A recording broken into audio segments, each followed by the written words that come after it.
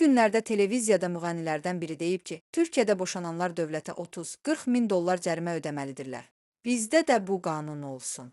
50 min dollar cərimə yazsınlar. Onda görün hamısı necə yola gedir. Bu açıqlama ilə bağlı nə deyə bilərsiniz? Türkiyədə yaxud başqa bir ölkədə belə bir cərimə varmı?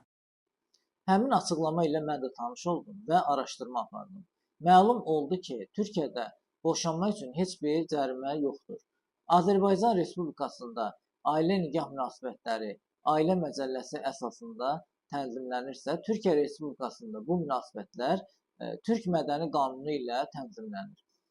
Köhnə Türk Mədəni Qanununun 143-cü, hazırda qüvvədə olan Türk Mədəni Qanununun 174-1-ci maddəsinə görə boşanma nəticəsində zərər çəkən günahsız tərəf boşanmaya səbəb olan tərəfdən müvafiq maliyyə təzminatı tələb edə bilər. Həmçinin boşanmaya səbəb olan hadisələr, məsələn, xəyanət, şiddət və sair səbəblərdən şəxsi hüquqları pozulan tərəf günahkar olan tərəfdən mənəvi zərərin ödənilməsi üçün uyğun məbləğdə kompensasiya tələb edə bilər. Lakin bu cərimə deyil, təzminatdır. Boşanmaya görə cərimə dünyanın heç bir ölkəsində yoxdur. Lakin boşanmanın ümumiyyətlə qadağan edildiyi dövlət var. Belə ki, Filippin dünyada boşanmanın qadağan olunduğu yeganə dövlətdir. Filippin qanunvericiliyi ümumiyyətlə boşanma prosedurlarını nəzərdə tutmur.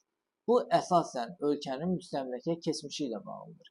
Belə ki, 16-cı əsrdən 19-cu əsrə qədər Filippin Katolik İspaniyasının müstəmləkəsi idi. Bir neçə əsr ərzində kilsə və dövlət faktiki olaraq ayrılmaz idi ki, bu da ölkə qanunvericiliyinin formalaşmasına öz təsirini göstərmişdi. 1898-ci ildə 1946-cı ilə qədər ABŞ hakimiyyəti altında olduğu dövrdə müəyyən hallarda, məsələn, xəyanət baş verərsə, boşanmağa icazə verən qanun qəbul olunmuşdu. Lakin 2-ci Dünya müharibəsi başa çatdıqdan və Filippin suveren dövlət statusunu bərpa etdikdən sonra əvvəlki sərt qanunlar yenidən bərpa olunmuş və boşanma qadağan edilmişdi.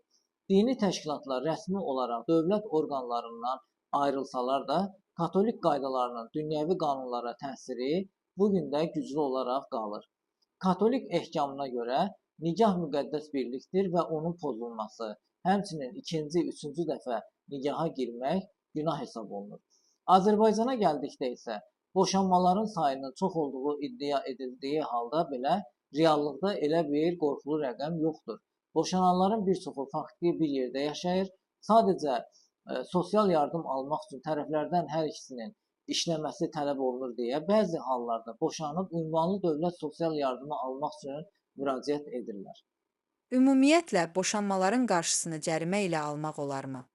Ailə könüllü ittifaqdır. Ona görə də bir münasibət bitibsə, onu hansısa qadağalarla, cərimə ilə uzatmaq mümkün deyil. Zorla kimsə yanında saxlamağa çalışmaq heç kimə xeyir gətirmir.